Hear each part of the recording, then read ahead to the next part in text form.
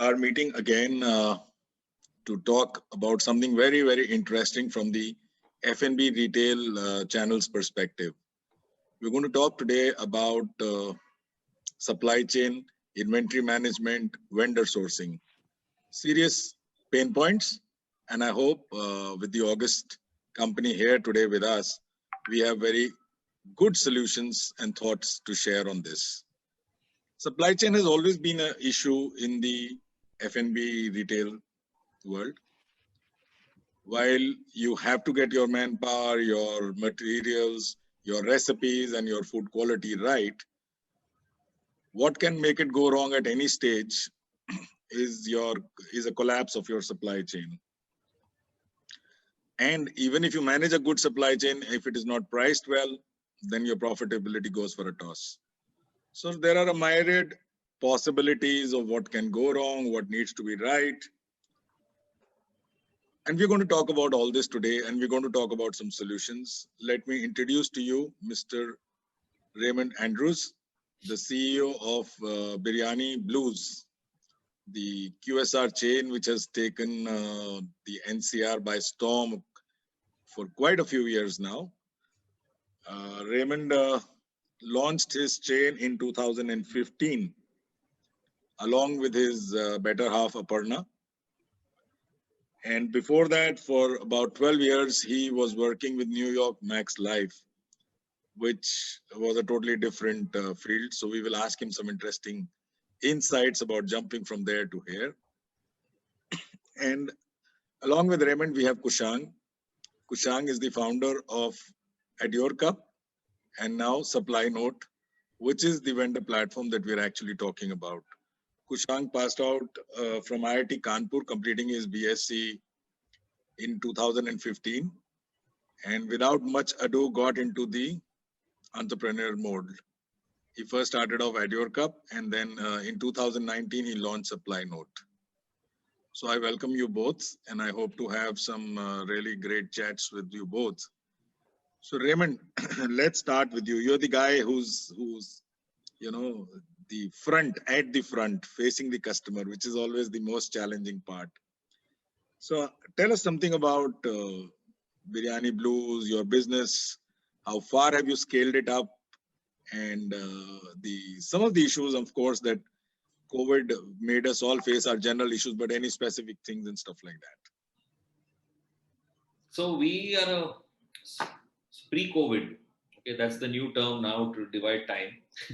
So pre-COVID, we were about 40 stores, of which 37 were in NCR.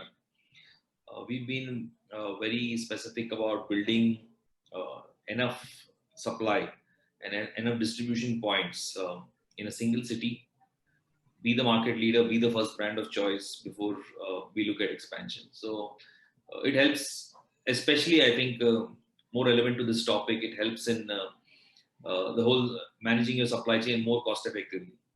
Right? And NCR is such a large market. We still think that with so many stores, we are still not even at the halfway point of where we want to be. Absolutely. So I think there are a lot of large MNC chains which have more than 150 stores in NCR. Right? So long way to go to be able to cover this large, vast market. So we were pre-COVID doing a healthy run rate of almost 125,000 orders a month. Wow. Right? So, and now post that COVID hitting us in March, I think we were among the first to bounce back within a day.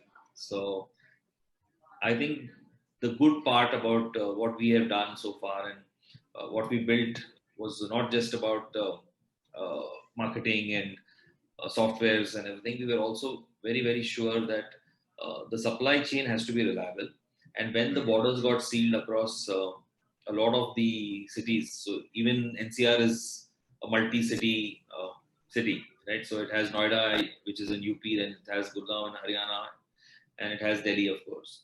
Right? Though our warehouse was in Gurgaon, we had the foresight to create mini hubs in both these cities. So even though there was an immediate lockdown, there was uncertainty, food was an essential service, you needed passes, right, to travel. But thankfully, we had enough supplies to manage the first week. from each city without having to cross across. Other than that, having great supply partners, we work with two large suppliers for the majority of our products, which is ITC and Nestle. I think, and of course, Mother Dairy. So I think none of these had a breakdown in their supplies. They were able to continue supplying even though they come from interstate, and we were able to stabilize very quickly.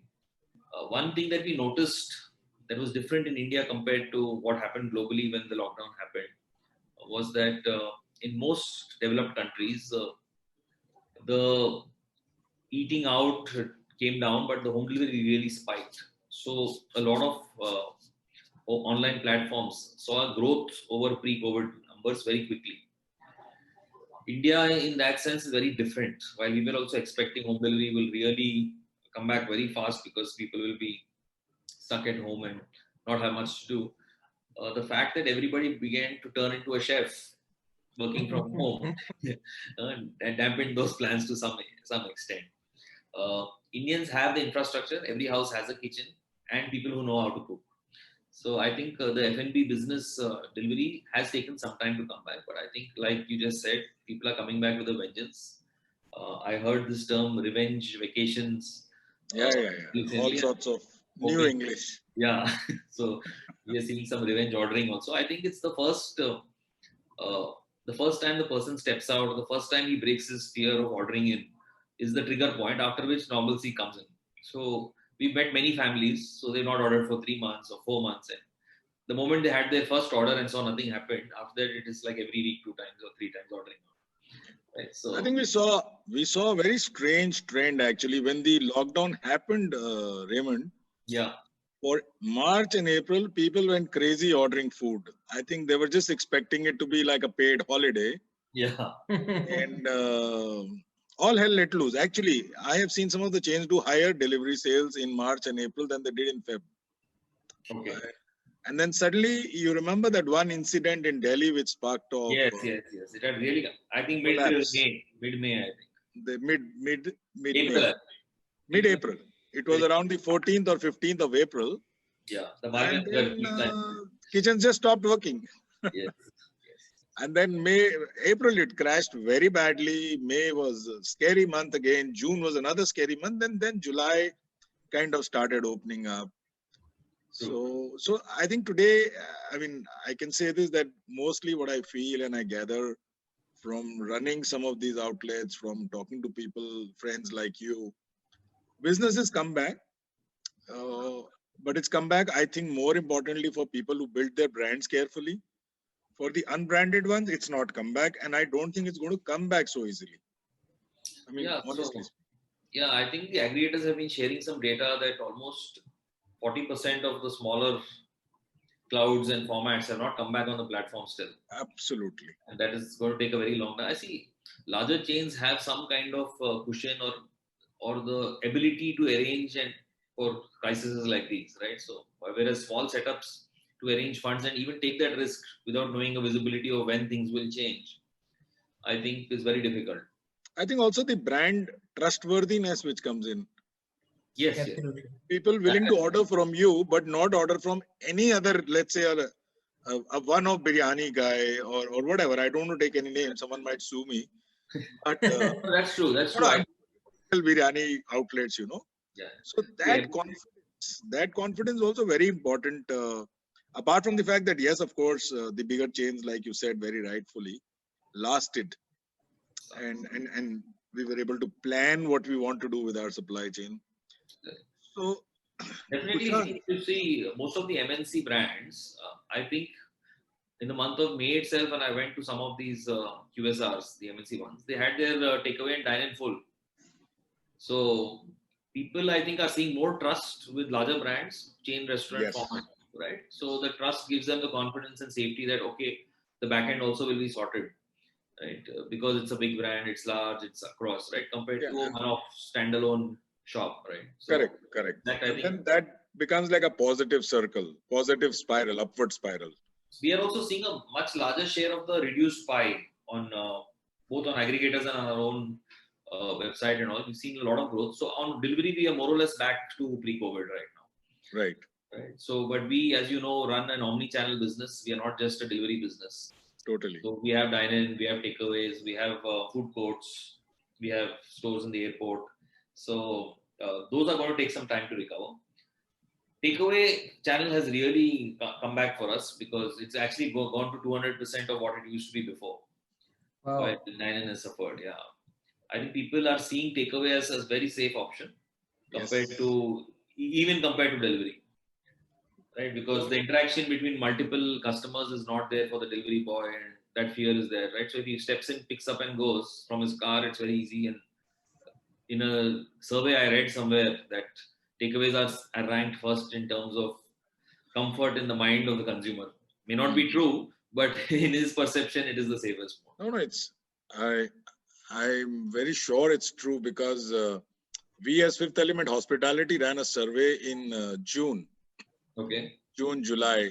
We took about 1,000 respondents across the country, and even in that survey, when we published it, it's been highlighted that people even way back in June, July were talking about takeaways as a preferred form of taking in food rather than dine-in, of course, and even as compared to delivery. About 37%, if I recall my survey correctly, showed out of 1,000 people across 5 cities.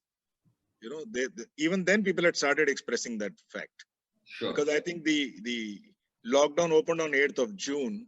So we did the survey post that, because people needed to have an opportunity to understand what we were asking them. Right. So, it's absolutely panning out this way that we found it then, and we predicted it based on that survey. So it's interesting. It's a different world. It's a changed world. So Kushang, tell us something about yourself, at your cup, and then we'll come to the inventory management per se, the Sure. solution. Sure. First of all, thank you so much, Ajay, for hosting us today, and thanks Raymond for joining in.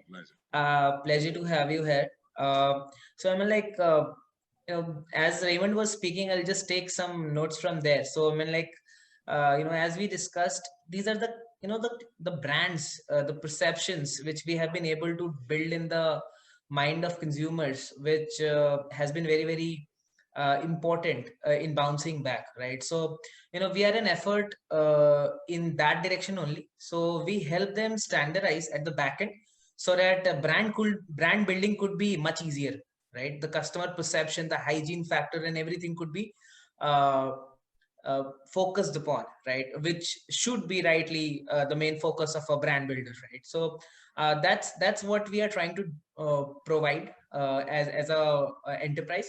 So just to give you a background, so as you rightly said, I am a graduate from IIT Kanpur, passed out in 2015, started out as a different business, pivoted and started working on the B2B e-commerce side in the F&B industry. With our brand Add Your Cup. We are still running it. This is our 5th year running. And last year, we launched our management platform, which is a supply chain automation platform, which is called SupplyNote. And now Add Your Cup, SupplyNote work seamlessly together to create a beautiful management plus transaction scenario for the food and beverage industry. We have been working with all kind of brands, pizza, biryani, agnostic of the cuisine they serve or the format they serve. Absolutely. Yeah. And ultimately, what we try to solve here is the gap between the suppliers and the buyers, right? So it starts with discovery. We help them discover the right sellers. We help them in the overall process of procurement, which starts from a basic step like inventory, which give them idea to how much to order, and then we connect the supplier on the other end, which might be their existing supplier. We automate that process, save a lot of time and effort, and bring technology into play by predicting and forecasting what should be the next order like. Fair enough, Kushang. So we'll come back into the details of this. Let's first ask Raymond, what are the challenges? You built some of the let's say the solutions to these challenges. But I want to ask Raymond, so that people who are, listening in are able to understand that the challenges they face are nothing very specific or very special. It's like you have to face these challenges when you grow your F&B retail business. So Raymond, tell me, you actually came from a non-F&B background, and then of course the we have all the stories, and you got into this business. I'm sure you started it, but I'm saying solely from the purpose of material sourcing perspective. What were the challenges when you faced initially? Because that is the challenge that people face when you opened your first 2, 3, 4 stores. Your True. first store, actually, I know the location. We were connected on that as well through chance on the Yes. first location, and Yes. maybe I should have opened. Someone had given me an offer to open a second store. Anyways, so what were the challenges you both faced at that stage? Do you know that is very pertinent and how to overcome that? And then we'll come to the fancy. I mean, the tech platforms now are good, whether you have a single store or a 40 store chain. True. True. Tell us about that. Yeah. So I think when we started Biryani Blues, we never expected it to be so the business to be so tough, right? So when you look from outside, the restaurant business looks very rosy and Totally. very nice and easy, and people talk about 50-60% gross margins, and that becomes a number that people carry when they want to start, right? So we anyway we're not looking at being a one store, two store kind of a business that ran and ran its. So that was not the source of income that we wanted to build, right? So we were always looking at creating a large chain to become the first brand of choice for biryani as a product, which was anyway in India, you didn't need to sell biryani. It was being sold across multiple formats of restaurants across the country and different types of biryanis, right? So we just wanted to unify it, create a brand. It was more like a commodity at that time. So when we started, we were probably one of the first to actually be organized and start off a thought process where you created a commissary and a supply chain and all that. When we entered, there was no such thing for any Indian brand. Forget us, right? So you had uh, you had the likes of Vista and others supplying to McDonald's and the larger chains, right? But for Indian food, if somebody wanted something that was organized, it was very difficult. So in our first store, we really struggled. We had to locally procure. So we had to find meat vendors, vegetable vendors. We had to find packaging material. And being from outside the industry, it was hell. We didn't know anyone in this industry. So I think we spent a lot of time, energy, and uh, I think some bit of money also that we could have lost in all of this. But Yes.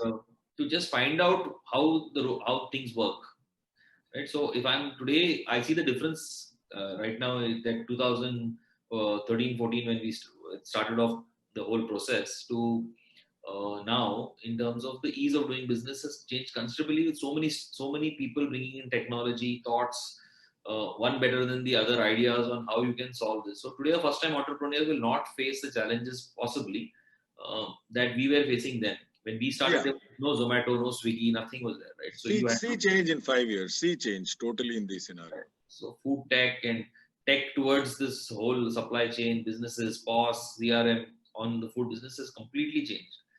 And so I think that when we started, we had a different foundation to build. Today, the competition is more fierce. The entry barriers are much lower. So somebody building today will have to think of not just how great a product I make, be it a burger or biryani or pizza.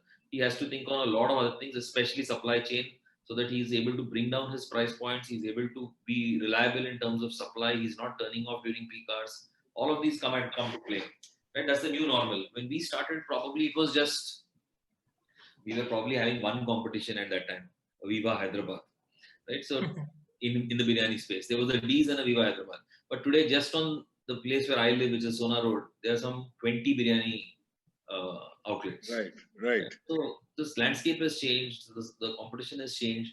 The things you need to tackle now are very different than when we were a small startup starting off there.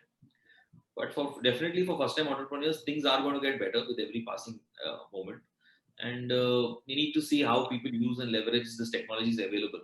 We, for one, welcome them with open arms. Every time there is a startup who comes to us with a new idea and we see merit, we are probably the pioneers in signing up with them first. Okay. So, because that's the way we've been, I think, efficiently being, pardon me if I'm being boastful, but being ahead of the curve in terms of technology adaptation for Indian brands. So Yeah, that's something I actually wanted to hear from you, and this is for the benefit of all the people, coming in for this webinar.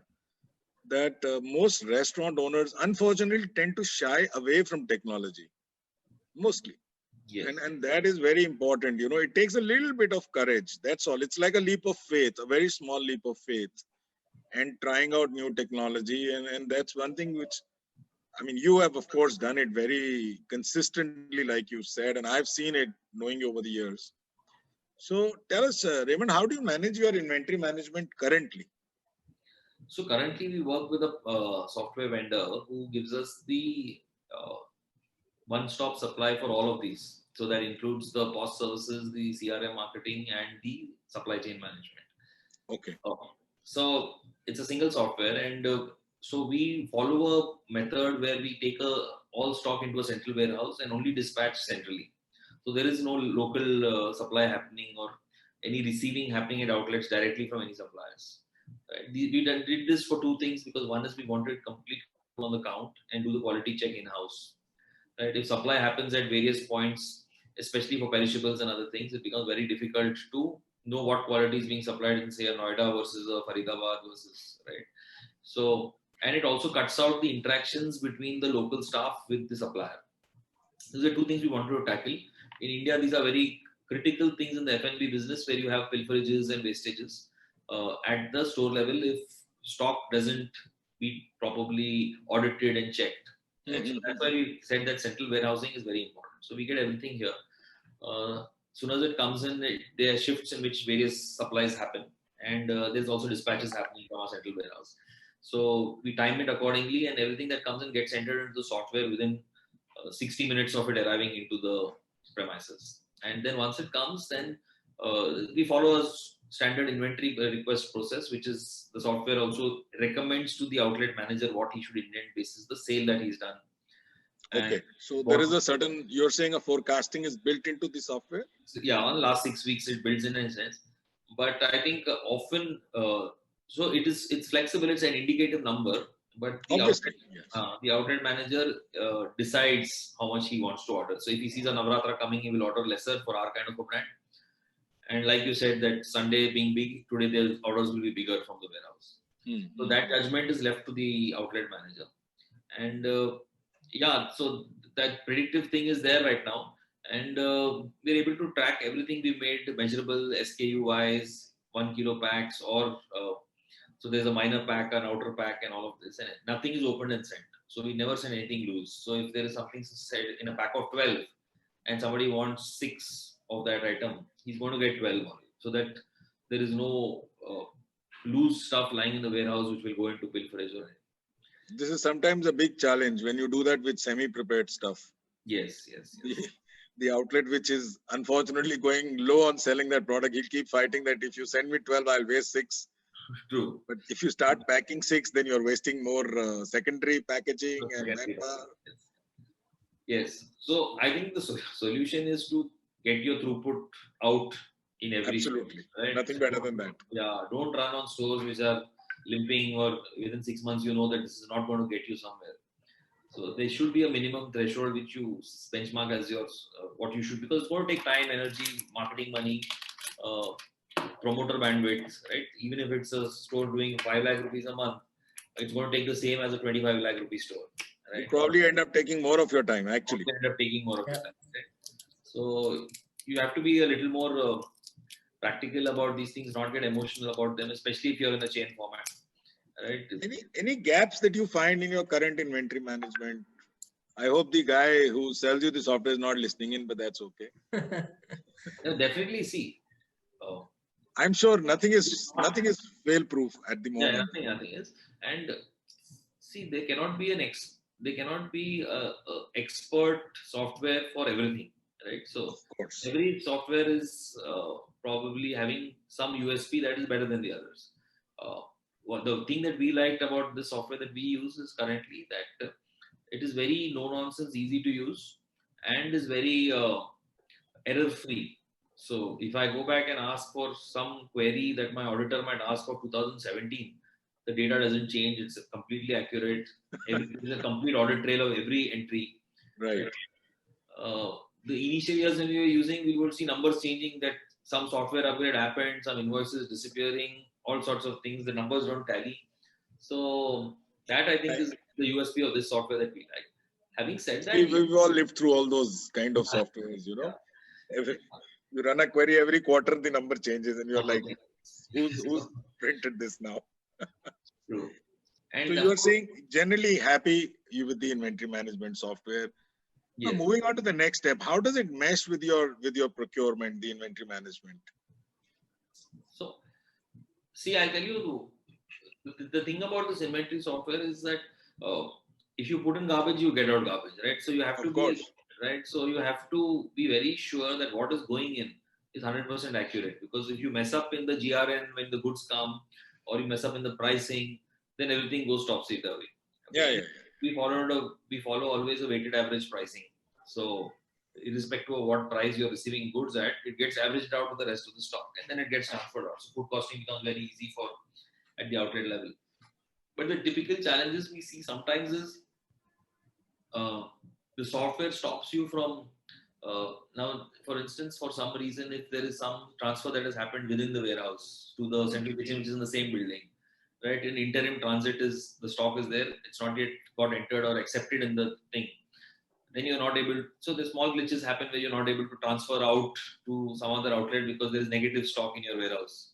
Okay. Right? While in your central kitchen because it's not yet reached here, right? So the software doesn't take it. Then you have to first accept it, and also if you have to, while that's the right thing to do, in a business like ours where a lot of things are happening ad hoc, and then there is a sudden shortage of delivery, and somebody turns up at the warehouse and he needs stock urgently. So such things. Yeah, I mean, you're right. You see, somebody suddenly decides to have a party at his home for, let's say, 50 biryanis. Correct. Some store is going to desperately yell out all the way to the big boss. Yeah. Because he doesn't want to lose sales. Yeah. Right. So those are the smaller challenges, but otherwise, not found anything that's really a pain item for us right now. Yeah. So, like I said, this was the challenge. Now, how does this mesh with your procurement? I mean, based on the inventories, how do you place your ordering? Is that manual? Do you have people doing that, collating the inventory? So, see, the consumption comes out from the software itself. So, procurement has two challenges for us. One is, of course, you want to work with a prediction for the month basis what the software is throwing in. But of course, you know that there'll be some change because you've been living this year on year for many years now. But a lot of the procurement is also dependent on what agreements you've had with the contractors, right? So you have a minimum order quantity to pick, while your just in time might be that you need only X amount, but because of an MOQ commitment that the truck will not come unless there is so much quantity ordered, right? So you end up sitting with excess inventory sometimes. Now that cost benefit analysis of what is the cost of that truck coming versus holding that inventory has not been done, frankly. Right. Okay. So we usually try and take supplies only once or twice a month for most of the non-perishable items. So be it packaging or oil or ghee or things which have shelf life. Yes. And packaged items like this. So those we try and take it just once. Not the most efficient way, but it just reduces a lot of load on everyone, and we run with, since we have the storage space, we're able to run with manpower. But in terms of capital blocking, your credit period ends faster because you've not even sold sometimes the stock, but your bills are already become payable for it. Yeah, bills are already due. Right. So those are some things that we need to work on. It's not really, like I said, we are not the best at everything. So this is an area we definitely look at, that how do we solve this so that, and be able to know what is the right amount of inventory to hold. So it may not be 1 month, but maybe it is 10 days. Okay. Right? So procurement is kind of, you're saying you split it to once or twice a month so that I think somebody fairly senior can intervene, oversee these kind of decisions. Correct. So that's an interesting aspect to it. And as your business grows larger, and I hope it does grow by leaps and bounds, I wish you twice as many outlets at half the speed at which you built the first 40, even post-COVID. Yes. But these challenges are likely to become bigger. Definitely. So you need solutions. So coming back to you. Sorry. Sorry. There is also another issue that when we started the business, there was no aggregators There was not too much of sales getting. So today, what happens is when you sell the product, you're getting the money after 10 days, right? Yes. So you do an online sale on a platform, and then you get a weekly payout after 3 days after the week getting over. So effectively, your credit period, which this business officially had, saying it's a negative working capital business, it's a 30 to 45-day credit period. You sell first, you sit on the cash. That's gone out of the window now. Because for us, one is this period which is there. Second is we have to hold inventory before. So like I said, we are ordering once or twice a month. So there's inventory, then it gets transferred to the store, and the store holds it for some time. And then finally it gets sold, and then the money comes out sometimes. So more or less, we are at zero. So we don't have that credit period which the business used to enjoy 4-5 years back. Yeah. Yeah. Right? So your accounts payable versus your receivable are more or less the same nowadays. Running neck to neck. Running neck to neck. Right. So, and we are not so great at our, most restaurants are not so great at getting the receivables from a lot of these large vendors, right? So let's say if we are working with malls, right? So very popular large malls, right? While the date of payment after deduction of your rental is supposed to be X, it usually takes about X plus 7 days, 10 days, 15 days at times. So you wait for the month sale to come. By the time it hits you, you've already lost a lot of period, right? But the payable is getting deducted and comes. So all your commission, advertising fee, everything gets knocked off before it's paid to you. So the payables are very much on time, get paid on time, but the receivables are usually hanging because we are not pulling it through an escrow or any other method, right? So Kushang, how can you help out? How does SupplyNote possibly help this part of the, let's say, the vendor availability, the meshing of placing of the orders? Please share some thoughts. Sure. So, Ajay, actually, this is exactly the backstory of how SupplyNote was incepted. So while we were trying to solve the supplier problem first via our Add Your Cup platform, we heard a lot of these stories, right? So, the biggest problem which we had was that in our balance sheet also, the payments were delayed because at the back end, the restaurants are getting delayed payment. As Raymond said also, that now they don't enjoy the same credit periods because of aggregators are holding up the cash, right? And a lot of receivable is there, and that impacts the supplier, right? So when we were the supplier, we face such troubles. Now to solve that problem, actually, we spoke to a lot of our customers, and the insight came that the problem can be solved only when you address to the both side, right? Which is the buyer and the supplier side. So if you look in the market in the last 5 years, a lot has been done on the POS side, and these POS systems have additionally, given modules for inventory, right? Yes. Now, recently, some of these inventory management systems have started calling them supply chain solutions as well, right? Now, the part which they have missed out here is that supply chain has two parts: the buyer and the seller, right? Now, on the buyer side, yes, there is an inventory module, but there is nothing and absolutely nothing connecting the seller, right? Yeah, that's the In part the we're whole talking process. about. Yes, yes. So that's what we have tried to build. So at the crux of what we started back in 2019 September was the fact that we want to bring the supplier in the game, right? And we want him to use the same platform which his customers are using. So just to, in a layman term, for restaurants, it's like a procurement thing where they are managing their inventory, ordering, and for a supplier, it's like a CRM, right? And for both of them, it's like a khata management thing also, right? The ledger management application, right? So all in all, we built out a process where we carved out how the supply chain is divided, what are the critical aspects, and we connected the two. So obviously the first interaction between a seller and a buyer happens while there is an order being placed, right? Which is the purchase order generation. So in our solution, what we did was we connected the sales with the inventory, which is a standard practice now with most of the inventory management systems. So they try to understand according to the sales what's the inventory levels, and then we created an automated cart in our platform. Now that is the ordering cart, which could be sent. The orders could be sent through that cart to multiple hundreds of suppliers in just one click, right? Obviously, there is a flexibility which we give to the restaurants that they can change the volumes if they want to. Just for cases like Navratri, as Raymond was also mentioning.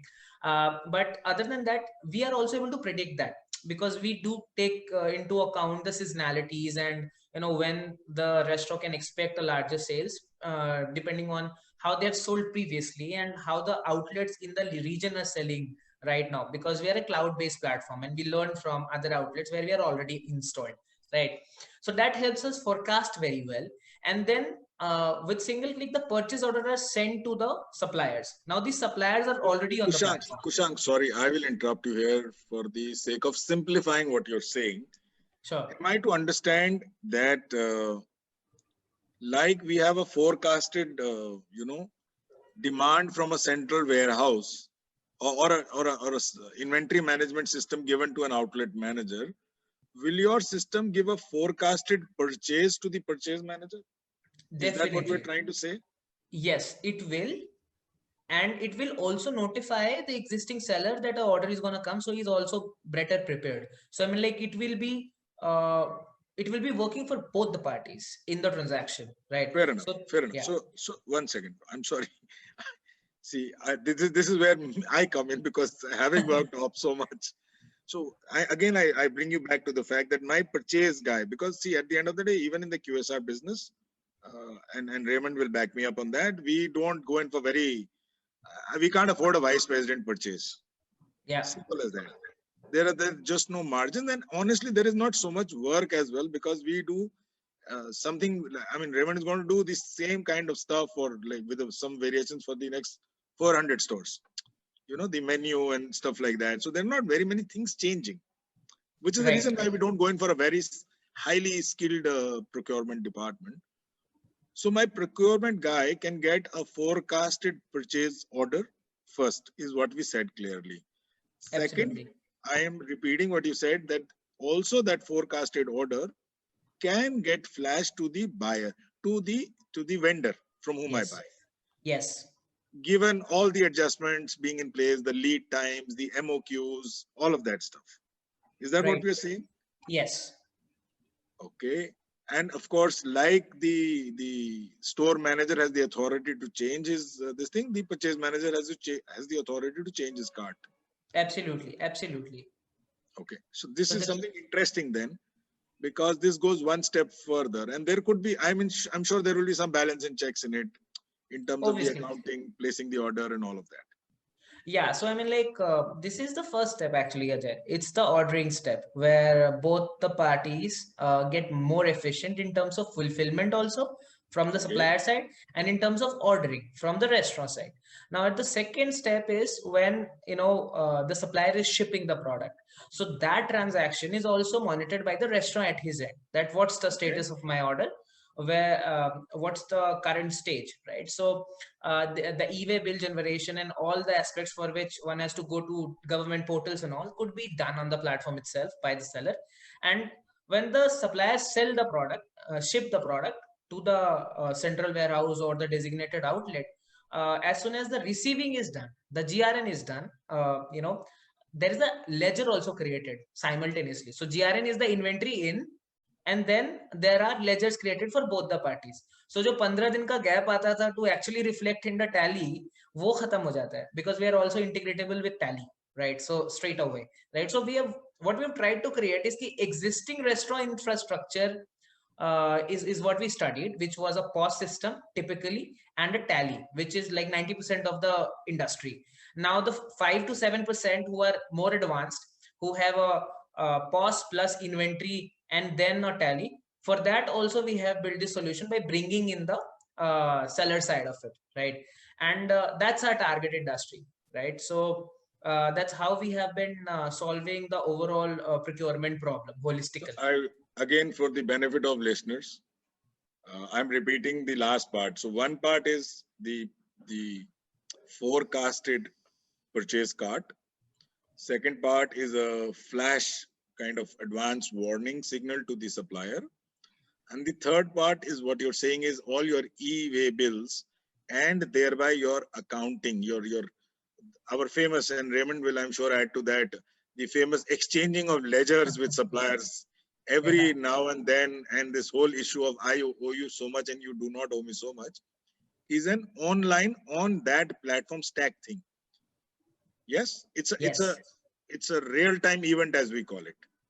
Correct. Absolutely. Transaction happened yesterday. The e-way bill has got loaded yesterday, so the ledger is updated as of yesterday.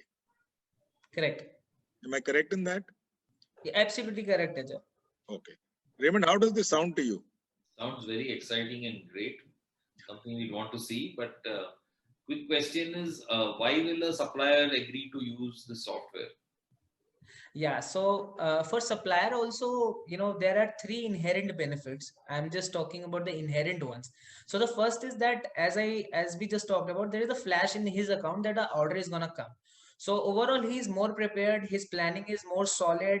There is no haywire delivery happening, and the retention, the customer experience for him improves, right?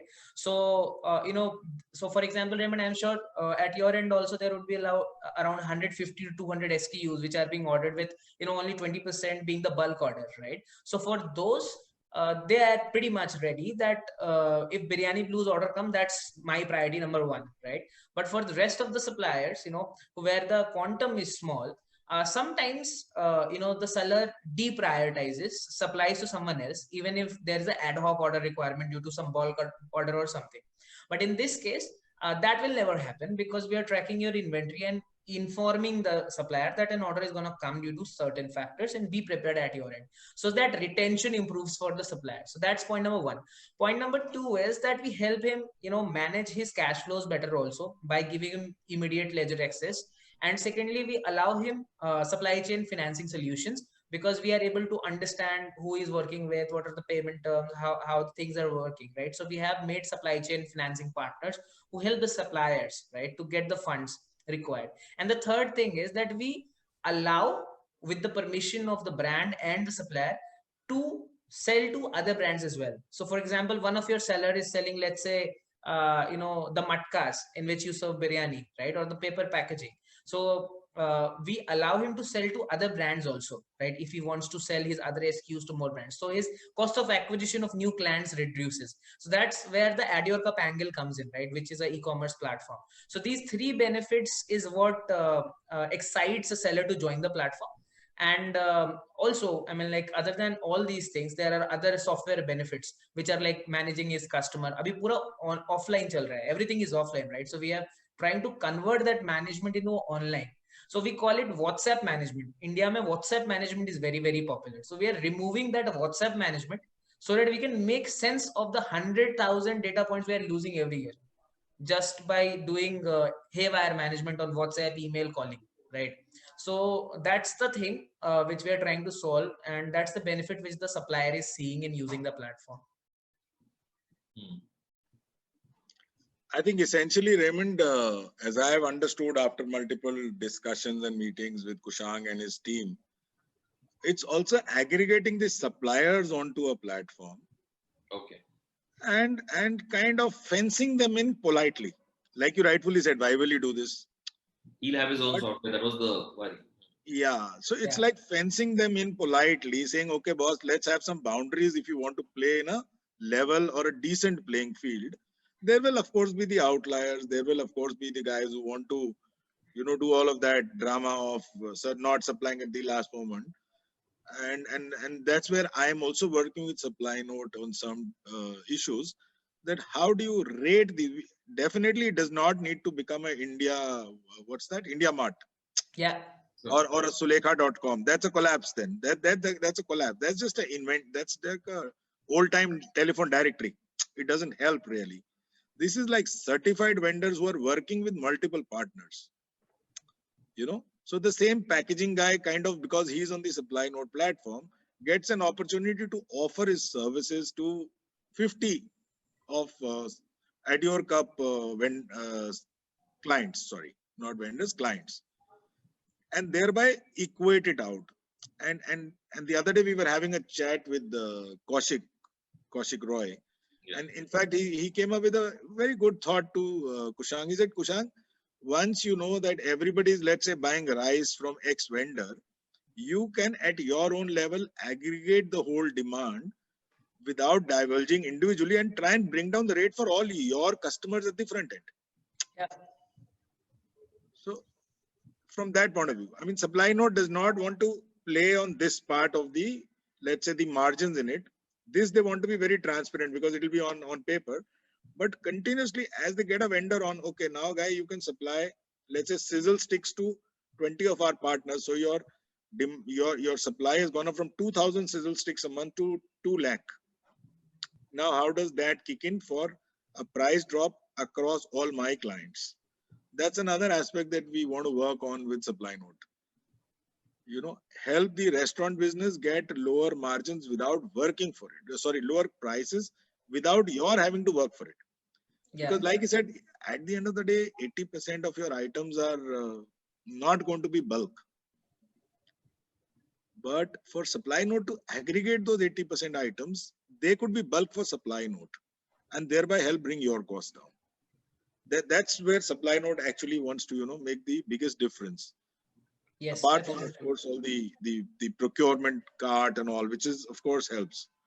How many people do we employ, Raymond, at your place in the procurement function purely? 2. 2 people. Yeah. I knew that. I'm impressed because it's generally like 1.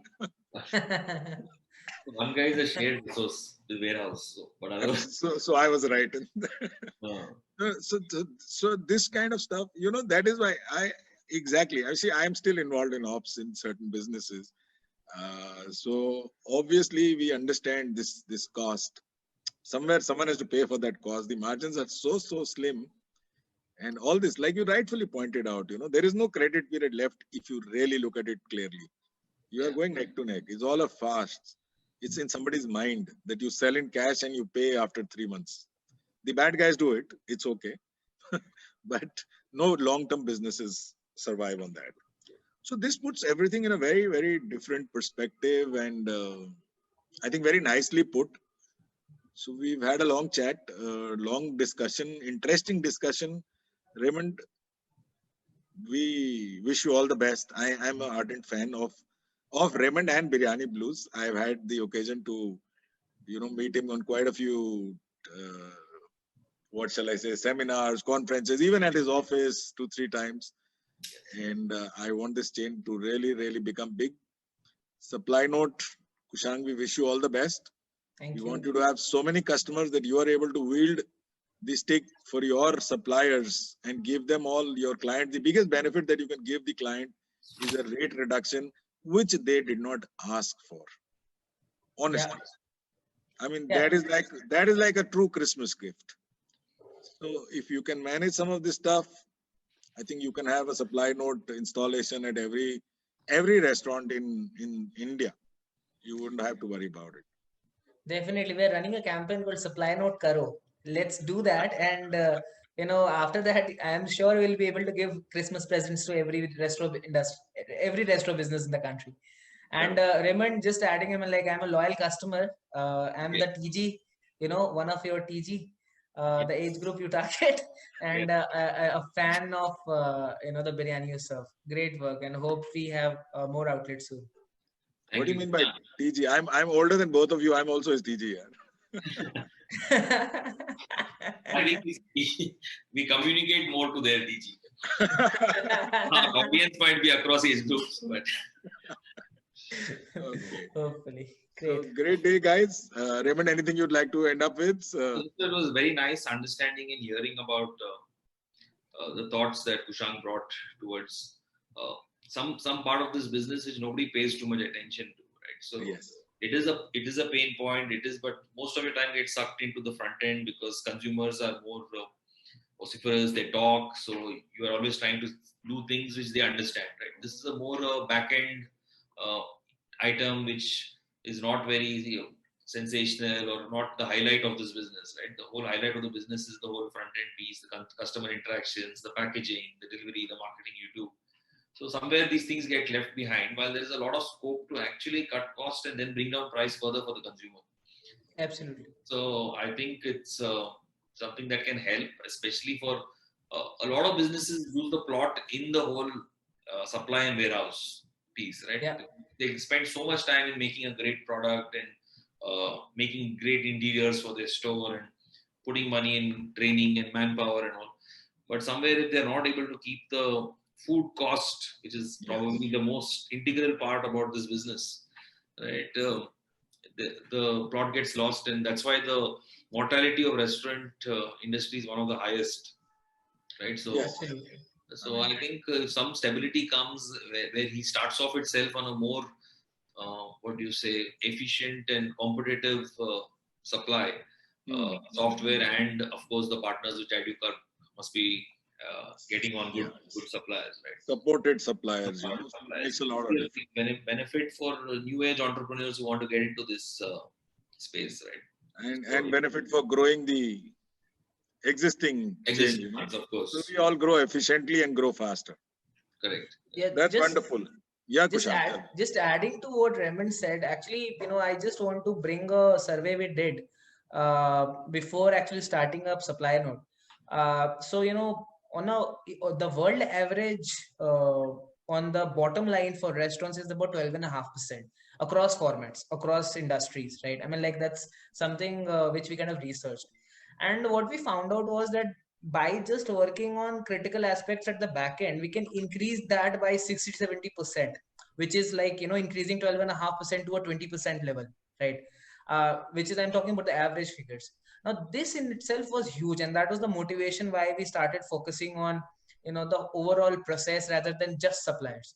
Now, it is critical for smaller outlets to have the best suppliers because, the volumes are small and aggregation is critical to get the best price. Whereas for the larger setups, the management cost is the challenge, the warehousing, the logistics, and the manpower which goes behind to manage these stuff. So, so that's why, we started solving the management problem along with the transaction problem. And hopefully this can, the solution can help more and more restaurants. Soon we are also going to come up with the interaction part to the digital transformation we are planning for the supply chain. In the interaction part, we want to build a community where people can learn from each other. So we're working in that. Hopefully that could also add value. Great. So wonderful chat, guys. Thank you so much for your thoughts. Let's sign off for the day. Have a great day. Thank you. Thank you, Raymond. Thank you, Ajay. Thanks, Kushang. Thanks. Thank you. Thank you.